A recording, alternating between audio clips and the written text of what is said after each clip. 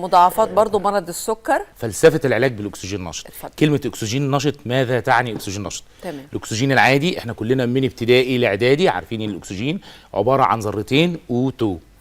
الاكسجين النشط عباره عن O3. في ذره اكسجين فائقه النشاط.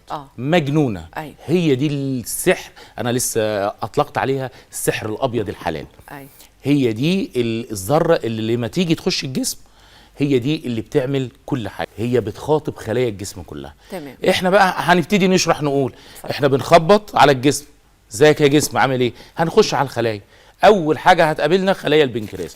الخلايا الحمراء دي اللي ظاهره عندنا دي الخلايا النشطه من البنكرياس، دي الخلايا التي تفرز الانسولين. طب مريض السكر بيعاني من ايه؟ ان بقيه الخلايا دي كلها تعاني ومجهده، ما فيهاش، مش واصل لها الغذاء بتاعها، الدم مش واصل لها الاكسجينيشن القوي بتاعها، فلا تقوم بوظيفتها السليمه.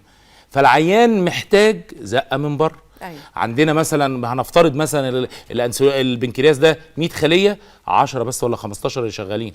عشان كده العلامات الحمراء يا دكتور دي اللي دي هي الخلايا النشيطه، دي النشيطه المفروض بقى كلها كل ده حمرة. المفروض انا اعلمه بالاحمر. طبعا لا، في مريض السكر هذه الخلايا وظيفتها تعبانه، اللي نايم منها، اللي مهمل، ليه؟ الدوره الدمويه عنده ضعيفه، يا اما الاكسجين اللي واصل له ضعيف جدا.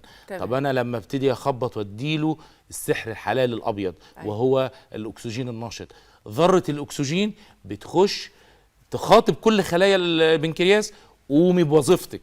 عشان كده مريض السكر هيبتدي معانا يبتدي يحس بتحسن، ان الانسولين اللي بياخده من بره بيقلله. لو كميه الانسولين كانت ضعيفه لا ده هيقللها. الكلى اللي كانت هتتعب قدام شويه وانت لسه ما عرفتش ان هي تعبانه ابتدت تتصلح. هو وصل لها وابتدت تتصلح.